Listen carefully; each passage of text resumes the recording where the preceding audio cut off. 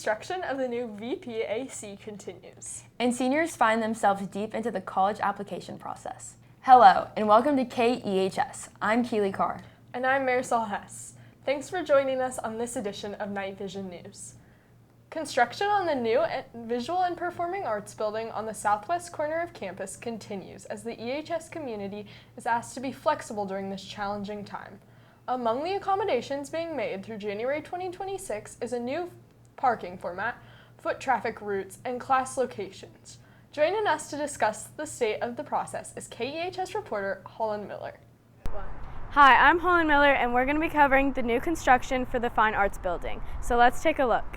Well, the arts building is actually being replaced, which is great. As part of the campus master plan from 10, 12 years ago, we looked at all four pillars and how to upgrade what we have for each of them. It's a huge upgrade in what we have for both space and design. Plan is that the building will be complete in the fall of next school year. We haven't seen anything that pushes us away from that, but we're a long way off, so that's the best answer I have at the moment. Although students are very excited for the new Fine Arts Building, it has been very frustrating for student drivers, specifically sophomores, that can't find parking spaces in the garage. It's okay. I'm happy I'm able to drive as a sophomore, but also I have to get to school earlier at 7:40, which is really early for me. And that just sucks because I also have a better chance of being late now if the shuttle doesn't pick me up on time. And it's very inconvenient for me, especially because since my cheer practice ends at 8, I have to move my car to a spot. So it's kind of just inconvenient, but I'm just grateful that I get to drive. Construction workers are working very hard to get this project done quickly so that students can have their new renovated studios for dance, broadcast journalism, and other fine arts. Thanks for that construction update, Holland. The college application process for seniors and faculty at Episcopal High School has been ongoing since the end of last school year. Reporter Curry Clark examines the key trends and challenges facing prospective college applicants in his investigative report. Hi, I'm Curry Clark from KEHS News, and this is our report on college apps. I applied to 14 colleges because I needed the fee waivers, and so as many fee waivers as I was going to get, I was going to apply to schools. Some of my main schools that I applied to out of undergrad were Williams College, Yale. I applied to Middlebury. I applied to a couple of SUNY schools, and obviously Howard University, where I ended up going. The other school, Swarthmore, I think was like one of my second or third schools. So Howard was a great school, great opportunity for me. And now on the other side of the docket, I actually was able to complete some recommendation letters for students last year. And those students ended up doing great things, and I just can't wait to continue to follow them. And this year, I've also been tasked with writing some recommendations as well. So the best to those students, the best to the class of 2025 with their college admissions process. So the colleges I'm thinking about right now are UT, Michigan, A&M. I'm thinking about a lot of them. I mainly want to go to UT right now because that's where a lot of my friends are going, and it's got a really good education. Again, I'm Curry Clark. Back to you in studio. The deadline for faculty recommendation letters is October 4th. Thanks, Curry. And when we return, a new segment on KEHS News, Knights in Action. You're not going to want to miss it.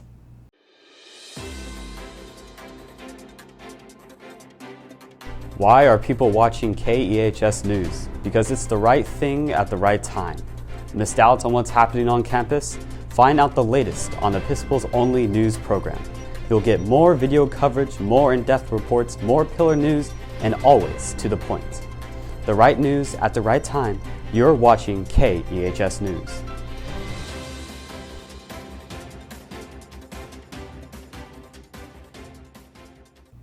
If there's one thing that is guaranteed on the Episcopal campus is opportunities for involvement, from athletics and clubs to service projects and student government. Here's my co-anchor, Marisol Hess, with our new community segment, Knights in Action. Hi, I'm Marisol Hess reporting for KEHS. This is our new segment called Knights in Action, where we highlight different ways to get involved on the EHS campus. I spoke to Miss Sampson, and she was able to tell us more about what SOS has to offer.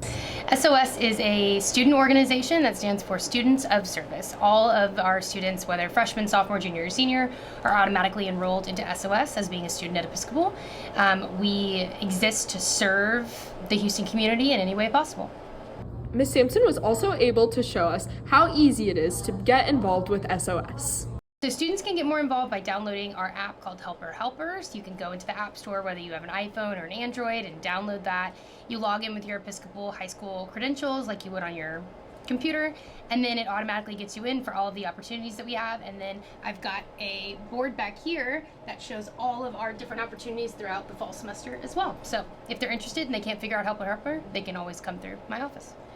She was also able to give us a window into what future SOS events would offer. We're working on a new SOS event this year that I think will become my favorite. So one of our senior students who is interested in getting alumni involved, we're going to do a kids meals 500 meal packing before one of the football games against St. John's in the fall. We can't wait to see you get involved with SOS. I'm Marisol Hess reporting for KEHS News. Be sure to tune into KEHS for more Nights in Action information. Last year, Episcopal High School introduced a new class in the science department, pathophysiology.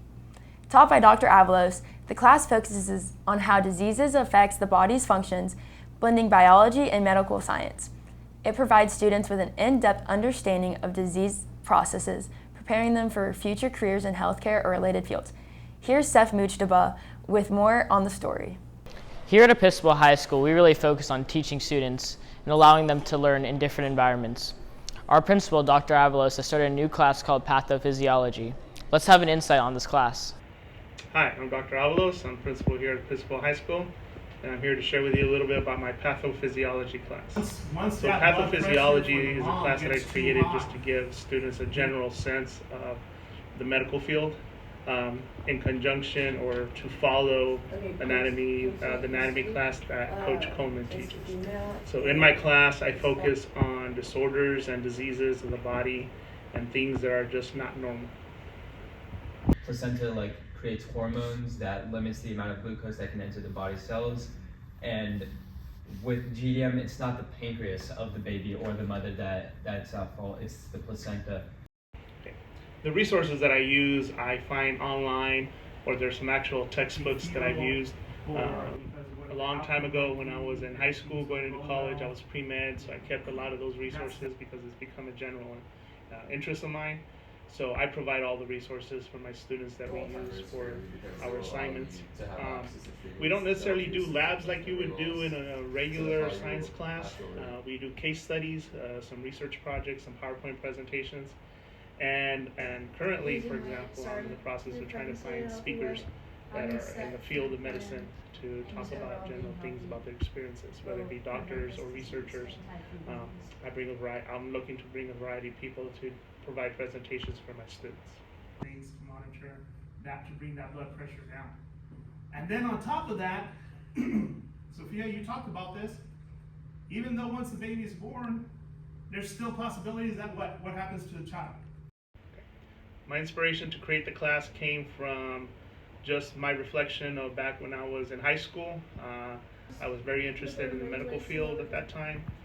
We don't really have anything here per se that lends itself to that expansion of curiosity of medicine and the health-related fields. So that was my inspiration to create the class. And really, it is not just geared for students that want to become doctors, nurses, etc.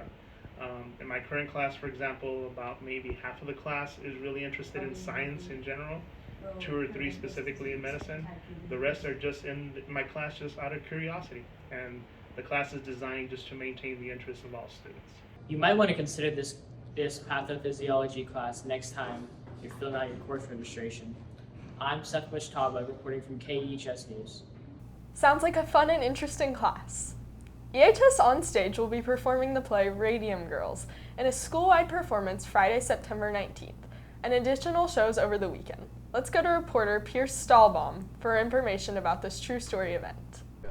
The Underwood Theater will be packed Thursday, September 19th for the upcoming play Radium Girls. We asked sophomores Ian Utterson and Anderson Adams on the new upcoming play.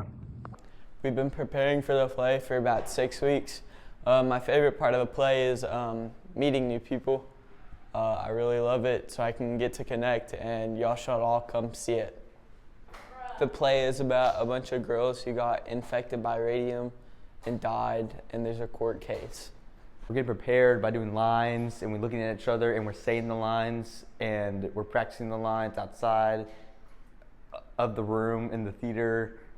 This one, it's pretty good because it's better than the last ones, and it's going to be different this time. This play was great, but don't miss the next best play of 2024. I'm Pierce Stahlbaum, reporting from KEHS News. Sounds like an entertaining 3-day event. Thanks, Pierce. The Visual Arts Department welcomed 2 new faculty to its ranks this year in the Media and Studio Arts classrooms. With more on these new teachers is reporter Juliet Egan. Hi, I'm Janie Hartman. Did you know Episcopal has a new photography teacher? Come with me behind the scenes to interview Mrs. Quarles. Hi, my name is Ms. Kelly Quarles. EHS community has been extremely welcoming since I've arrived. All of the faculty and staff have been extremely supportive and patient with me just sort of learning how the EHS way goes here. So even though I have a lot of experience teaching photography for the past 14 years, just kind of understanding how do things work here. Everybody's been very, very overly helpful and patient and supportive. I teach right now beginning photography. I have 2 classes of beginning photography in the darkroom. Then I have 1 of advanced photography, more focused on digital stuff. And then I also took over the photojournalism class, or Photo J. So they do all the photographs for the yearbook, newspaper, and their own personal projects too. I love to see in my photography students a willingness to try and to be okay with a little bit of hiccups, to fail, and be able to just try again. I love to see just a genuine openness and curiosity, just willingness to participate and go with the flow. Wow, thank you, Mrs. Quarles. If you see her around school, make sure to give her a friendly and welcoming wave. The athletic pillar is alive with teams competing both at home and on the road. Bringing us all the news about our Knights teams is sports anchor Curry Clark.